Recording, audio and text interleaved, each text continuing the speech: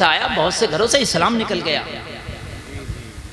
जब तक गरीब था बेटियां पर्दे में थी, और जब पैसा आया तो बेटियां मॉडर्न माहौल में आ गई। अब जींस पहन के शॉपिंग करती फिर रही हैं।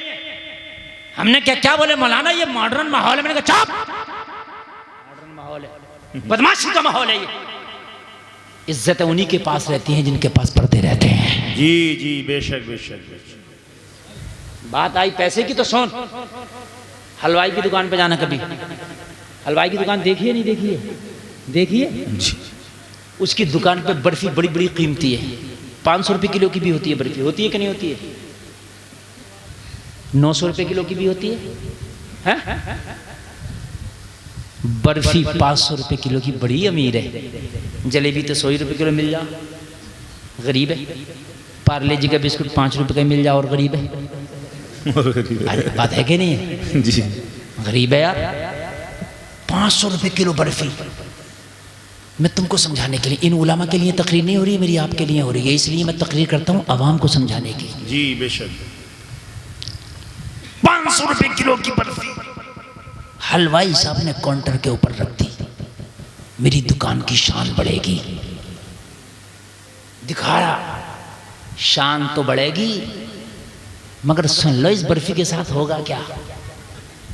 ऊपर रख दी, ऊपर काउंटर पे, मेरी इस दुकान की शान बढ़ेगी कि इतना कीमती प्रोडक्ट भी इसकी दुकान में है। मगर सुन क्या होगा, गंदी मक्खी आएगी इसी पे बैठेगी। जी अरे बात है कि नहीं है? मेरी बात गलत तो नहीं है ना? जी जी जी। रास्ते का गुबार उड़ेगा इसी पे पड़ेगा। जी अब यहीं तक बात खत्म नहीं हुई ना। बहुत अच्छा पैगाम है। कलुआ मलुआ नथुआ बथुआ आया दुकान पे, लेना चाहे उसे कुछ भी था, इससे कोई मतलब नहीं।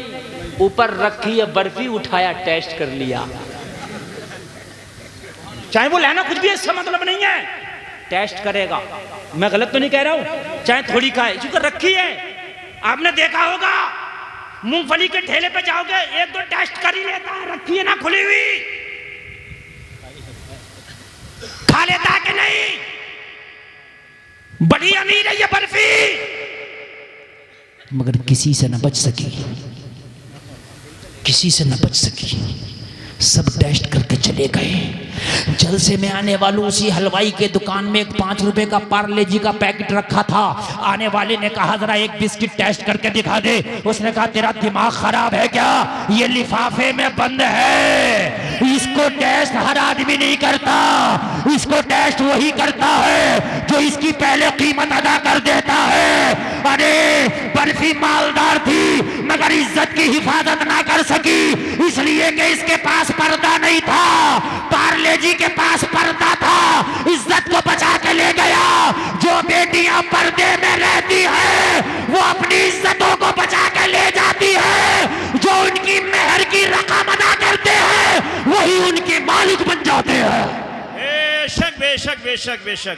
बहुत अच्छे, सुभान अल्लाह सुभान अल्लाह, जिंदाबाद जिंदाबाद, सुभान अल्लाह करते हैं वही बाबा बनते हैं। इससे पहले वो किसी के करीब, उनकी किसी की नजर तक भी उनके करीब नहीं जाती हैं। ओ जलसे में आने वालों, अपनी बच्चियों को मोहम्मद अरबी का कानून दे दो, मोहम्मद अरबी का कानून बता दो, ताकि तुम्हारी बच्ची जवान हो तो किसी को खातिर ना। और अपने घरों के माहौल बनाओ। फोन अगर किसी का है तो बच्ची ना उठाए ना, ना, ना, ना, ना। ये जो होता है कि भैया घर पे नहीं है, अब्बा घर पे नहीं है, कोई भी उठा रहा नहीं, चाहे 100 घंटी आ जाए नहीं उठाएगा। बात समझ लीजिए आप, हाँ नहीं उठाए। ये फोन पे जो फोन उठाया बेतकल्लुफी की बात हो गई, बेतकल्लुफी की बात ही दरवाजा खोल देती है, दोबारा फिर वो फोन करेगा। और अगर धोखे से फोन कोई घर की बच्ची उठा भी ले तो बहुत बेरगबती से बात करे, बस मुख्तसर कौन है, क्या बात है, ठीक है बाद में बात करना, दोबारा फोन करने की उसकी हिम्मत ही नहीं हुई। जी जी अच्छा पैगाम है। बात समझ में आ रही है? ये मैं वो बात बता रहा हूं जो शुरुआत जहां से हो रही है, जहां से मामले यहां से गड़बड़ हो रहे हैं। यार इस्लाम जैसा मजहब, बहुत से लोग कहते हैं हमारी बेटी का इम्तिहान है, जरा तुम दिला लियो, पड़ोसी को दिलाने भेज दिया, रिश्तेदार को दिलाने भेज दिया। अगर पढ़ाने का शौक है तो फिर या तो इम्तिहान ना दिला रहा तो खुद जा। जी जी मौलाना मुझे भरोसा, तुझे भरोसा तो टूटने में 1 मिनट न लगता, तुझे है तो भरोसा कायगा तेरा लोहे का जो टूटेगा ही ना। जी तेरे मुझे नहीं हंसने की नहीं बात समझने की है।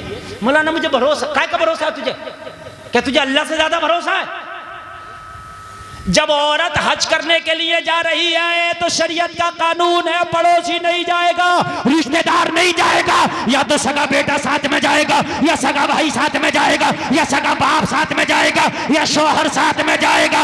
यार हज करने जा रही है, नेक जगह है, वहां तो गलत जहन लेके कोई जाता ही नहीं, मगर इस्लाम ने तो वहां भी किसी गैर को साथ भेजने से मना कर दिया। वाह वाह वाह वाह, बेशक बेशक। बताइए आप वहां जबकि हज करने जाता कोई जहन में खुराफात नहीं लेके जाता। जी जी कोई ये सोच कर नहीं जाता मैं हवा गलत काम करूंगा। हर आदमी ये सोच करके जाता है मैं नबी के रोजे पे जा रहा हूँ, रो रो के दुआएं, सुभान अल्लाह। मस्जिद हराम में जा रहा हूँ, मैं रो रो के अपने गुनाहों की दुआएं करूंगा। मगर मजहब इस्लाम तो कुर्बान जाओ, मजहब इस्लाम तो वहां भी कहता है क्या? मजहब इस्लाम तो वहां भी ये कहता है कि वहां जाओ तो बेटे को लेके जाओ, भाई को लेके जाओ, बाप को लेके जाओ, शौहर को लेके जाओ। तो ये तेरे इम्तिहान में कहां से जायज हो गया कि किसी के भी साथ भेज दिया? ना ना ना ना, ना। दरवाजे तुम खोल रहे हो,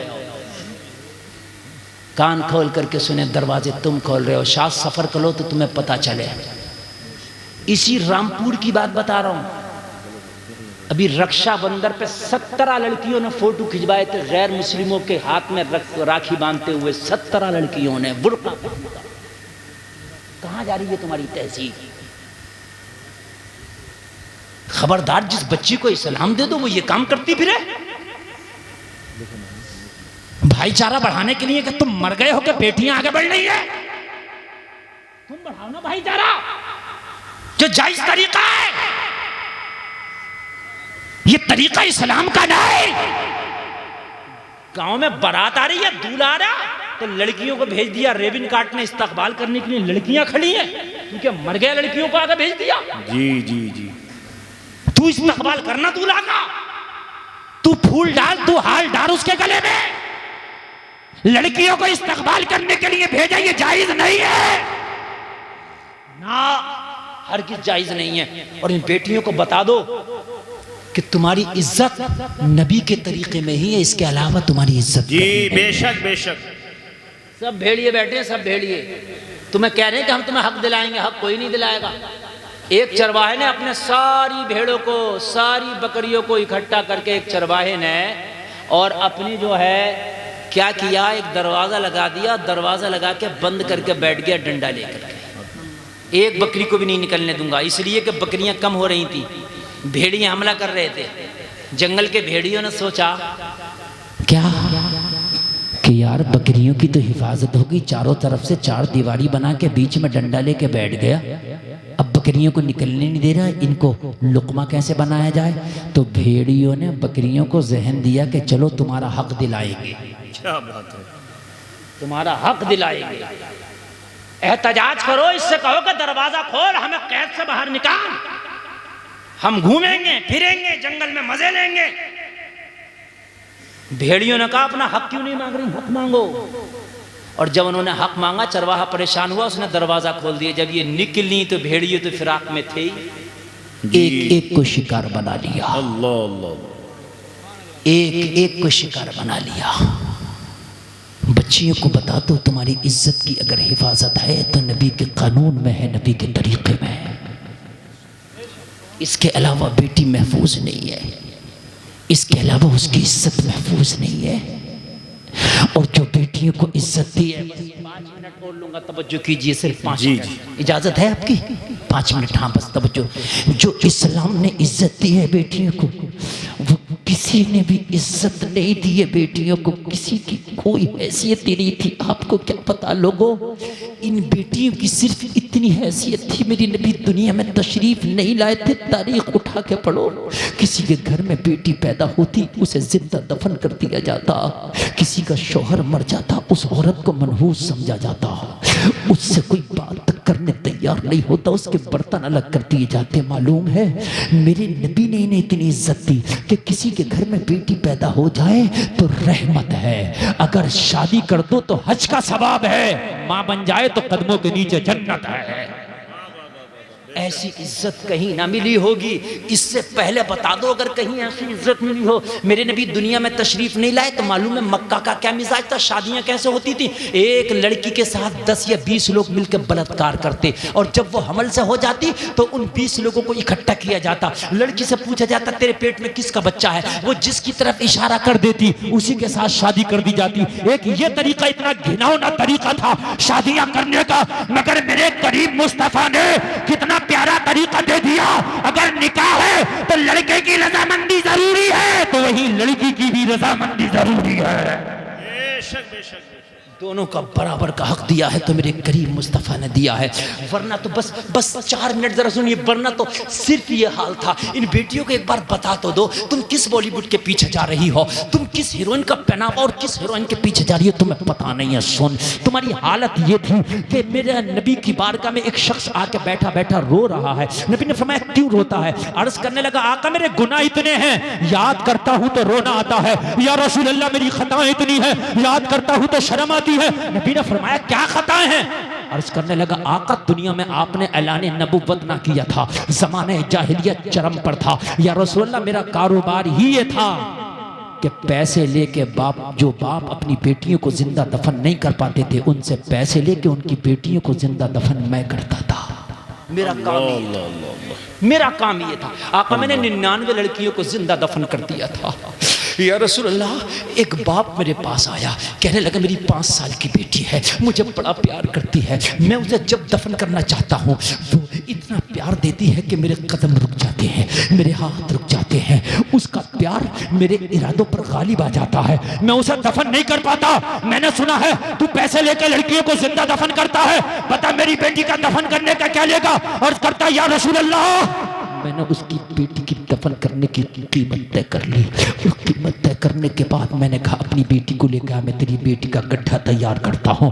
मैंने कब्र खोद के तैयार कर ली। वो बाप अपनी 5 साल की बेटी को जंगल में लेके आया जहाँ मैंने गड्ढा तैयार कर लिया था। ओ बेटियों सुनो, जब नबी तशरीफ ना लाए थे तो आज बेटियों की हकीकत सिर्फ इतनी थी। सगा बाप लेकर के आया, लाने के बाद 5 साल की बेटी को कहने लगा या रसूल अल्लाह मेरे हवाले कर दिया। मेरे हवाले करके बोला इसे तू जिंदा कब्र में दफन कर दे, मैंने जो कीमत तय की है तुझे अदा कर दूंगा। बेटी ने जब मुझे देखा तो चीख निकल गई।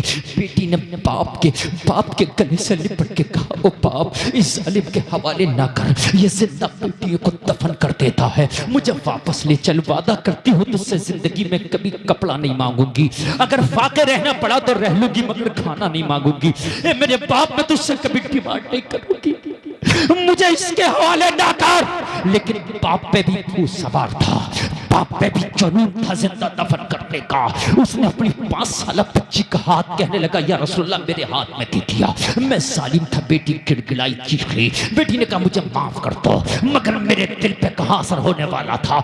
मैंने उस बच्ची को धक्का दिया और धक्का दे के कब्र में गिरा दिया। कब्र में गिरी बच्ची फिर उठने की कोशिश करने लगी। अर्ज करने लगा आका जैसी बेटी उठी मैंने कुदाल लोहे का उठाया उसके सर में दे मारा। अल्लाह अल्लाह। बच्ची बेहोश हो के कब्र में गिर गई। आका बेहोश होने से पहले उस बच्ची की जबान से एक जुमला निकला था, मौला तेरी रहमत वाला वो नबी कब आएगा जो हम लड़कियों को जिंदा दफन होने से बचाएगा। बेशक बेशक सुभान अल्लाह सुभान अल्लाह। लड़की ने आका आपका नाम लिया था, मेरे कदम डगमगा गए थे, मेरे कदम कांपने लगे थे। या रसूल अल्लाह मैंने उस बच्ची का मर्डर तो कर दिया था, मैंने कत्ल तो कर दिया था, लेकिन मैं उसकी कब्र को पाट ना सका, उसकी कब्र पे मिट्टी ना डाल सका, मेरे कदम डगमगा गए। अरे ये नबी कौन है जिसे ये 5 साल की बच्ची पुकार रही है? या रसूल अल्लाह मैं आपको तब से ही तलाश करता फिर रहा हूँ। मक्का में तलाश किया, लोगों ने कहा कि हिजरत करके मदीना चले गए। आका मैं मदीना आया हूँ। या रसूल अल्लाह क्या मेरा गुनाह माफ हो जाएगा? मेरे नबी की आंख में आंसू आ गए। नबी ने फरमाया तेरा गुनाह बड़ा है मगर अल्लाह तेरे गुनाहों को माफ फरमाए। बेशक बेशक सुभान अल्लाह। लोगों, ये हाल था बच्चियों का।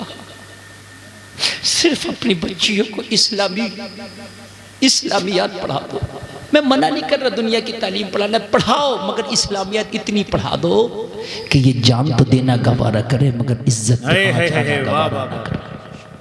बस तुम्हारे ये नौजवान जब जवान होंगे ना, जिस माहौल को लेकर जवान होंगे वही काम करेंगे।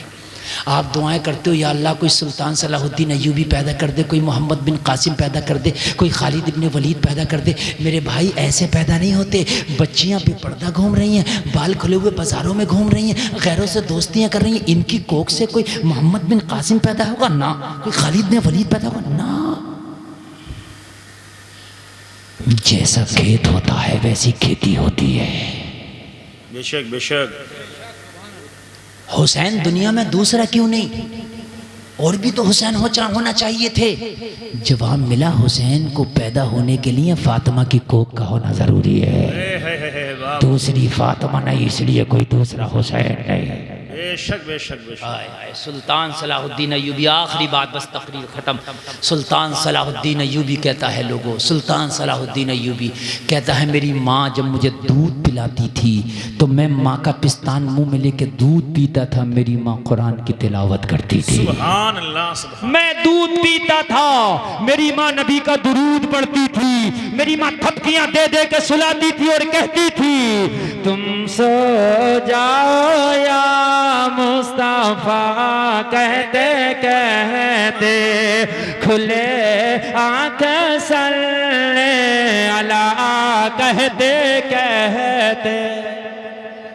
सुभान अल्लाह सुभान अल्लाह। इसी दूध का असर था कि मुझे मेरी बिस्तर पे उस दूध ने लेटने न दिया। मेरे जिस्म में जो खून बह रहा था वो कहता था, सुल्तान सलाहुद्दीन अय्यूबी तुम्हें कसम है, बिस्तर से जब तक सुकून से नहीं लेटोगे जब तक कि बैतुल मक़दिस को आज़ाद न करा लोगे। अल्लाह ताला मज़हब इस्लाम पर अमल करने की तौफीक अता फरमाए। कहने सुनने में कोई खता हो गई हो तौबा करते हैं, मौला माफ़ फरमाए। कलमा शरीफ पढ़ें, ला इलाहा इल्लल्लाह मुहम्मदुर रसूलुल्लाह। इस्लाम जिंदाबाद, व मा अलैना इल्लल बलाग। अस्सलामु अलैकुम।